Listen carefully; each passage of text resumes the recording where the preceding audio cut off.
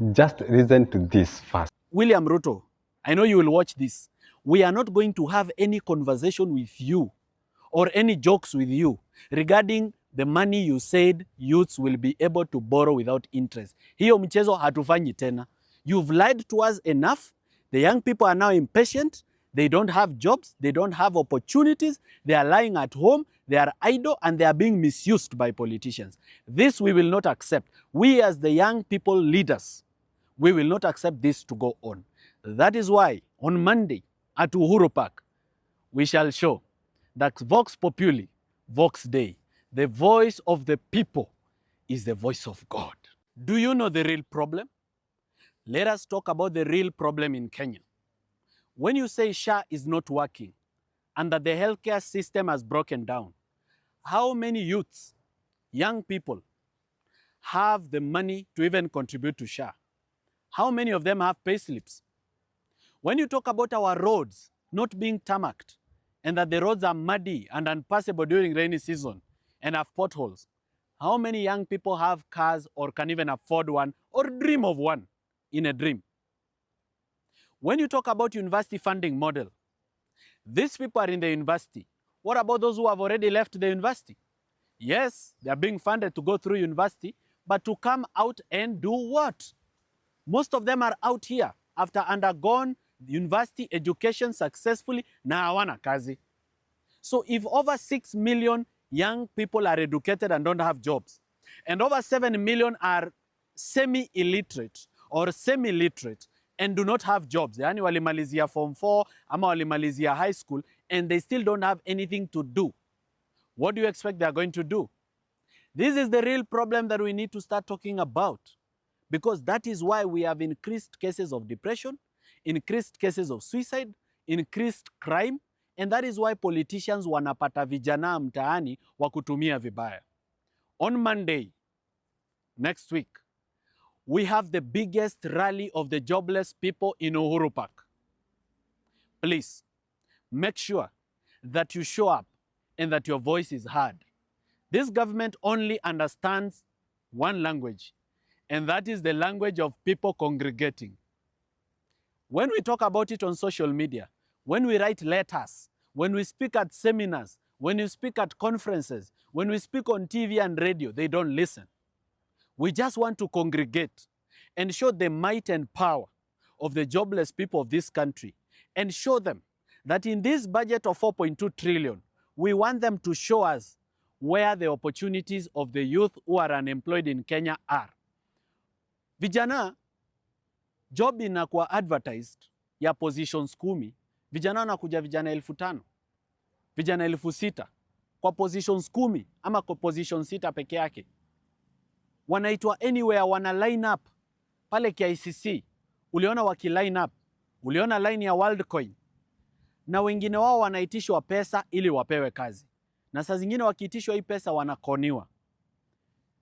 Pesa ambayo watu wanalipwa kwa mjengo kukua watu wa mkono haijawahi kupanda, na mjengo ndio tulikuwa tunategemea ili tujilishe. Nao pesa ya mjengo imebaki pale pale yenye watu wanalipwa kwa mjengo, na bado economy imeenda juu and the cost of living has gone up. Now we have young people who cannot marry or get married. We have young people cannot pay houses, hawezi kulipa nyumba.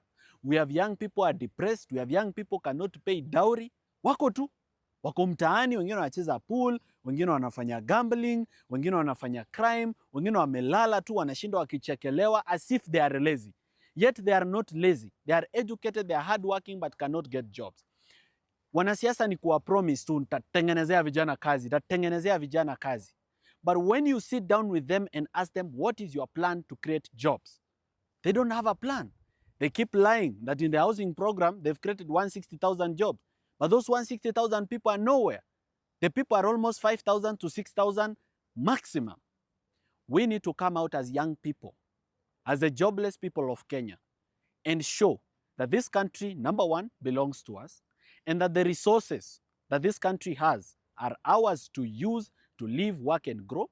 And if this year's budget of 4.2 trillion does not cater for jobs for the youth and money for the youth to borrow without interest, unataka pesa bila interest, What the president promised, that is what we want. And we are not negotiating, and we are not going to discuss with him. William Ruto, I know you will watch this. We are not going to have any conversation with you or any jokes with you regarding the money you said youths will be able to borrow without interest. Hiyo mchezo hatufanyi tena. You've lied to us enough. The young people are now impatient. They don't have jobs. They don't have opportunities. They are lying at home. They are idle, and they are being misused by politicians. This we will not accept. We as the young people leaders, we will not accept this to go on. That is why on Monday at Uhuru Park, we shall show that Vox Populi, Vox Dei, the voice of the people is the voice of God.